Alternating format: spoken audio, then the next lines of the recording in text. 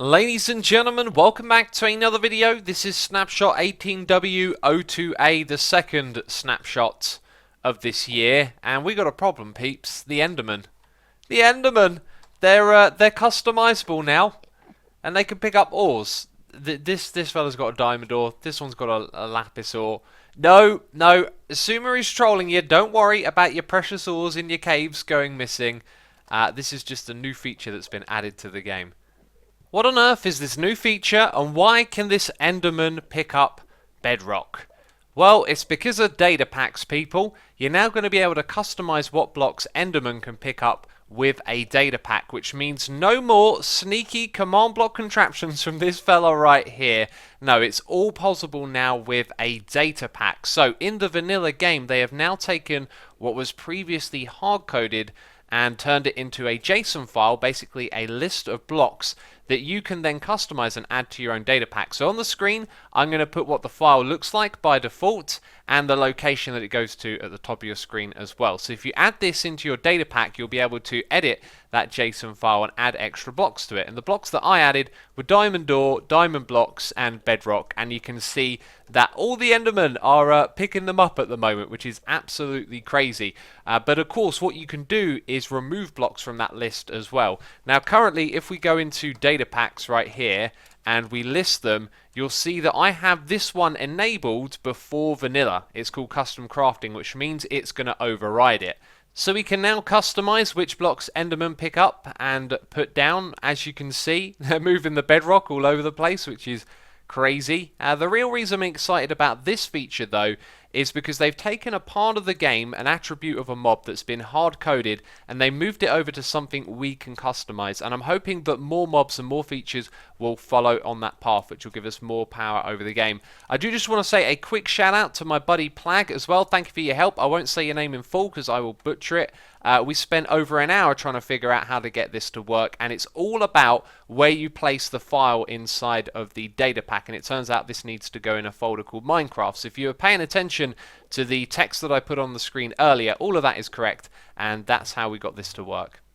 So this snapshot has a whole bunch of other technical stuff that's been updated and changed. A lot of it goes over my head, and considering that I just spent over an hour trying to figure out this one, I think I'm just going to walk you through verbally some of the stuff that's changed. First of all, though, we got a tweet from Dinnerbone, and it's just hinting at how much closer we are getting to the release of 1.13. 8 out of 10 is now the rating for stability of these snapshots, which is pretty promising, so it could be around the corner.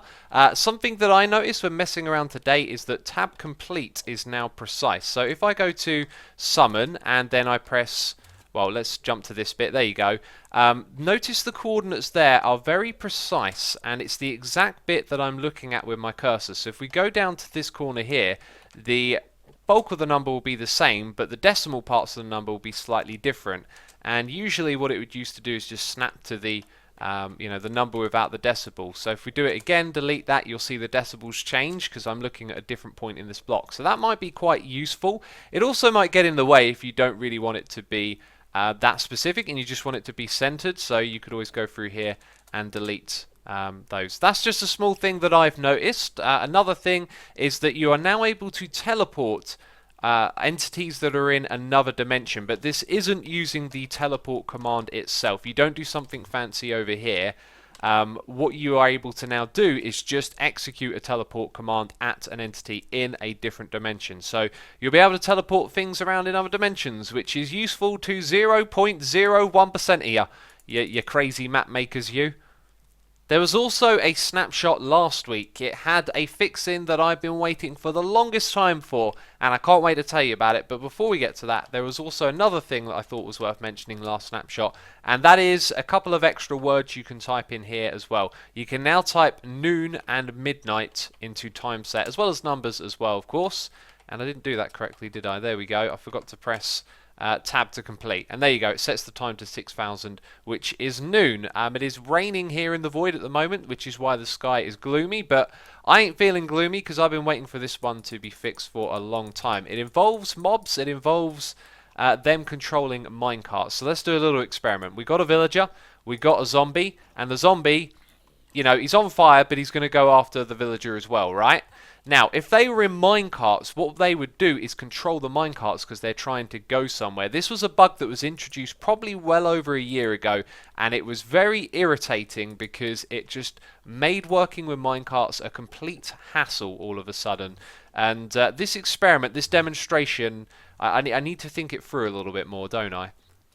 You know, with all these Endermen teleporting around, that was a bit of a pain in the backside, but I've set it up correctly now, so the zombie will be looking to go towards the villager, but it can no longer control the minecart and move it, so what it would have previously done is made its way over to the villager, and I'm thankful that that's been fixed because it makes it so much easier to work with mobs and minecarts. That is about as much as I can handle. The sound of these teleporting Endermen is driving me nuts. So if you've enjoyed this video, leave a like. As always, thank you for your support. If you want to see everything that was added in these snapshots, then head over to the Minecraft website and read the article there. It's mostly bug fixes, which are pretty much irrelevant to survival gameplay, and the other features are very oriented around map making and commands, just so you know. Anyway, that's it from me. Thank you for watching. I'll see you next time. Bye bye.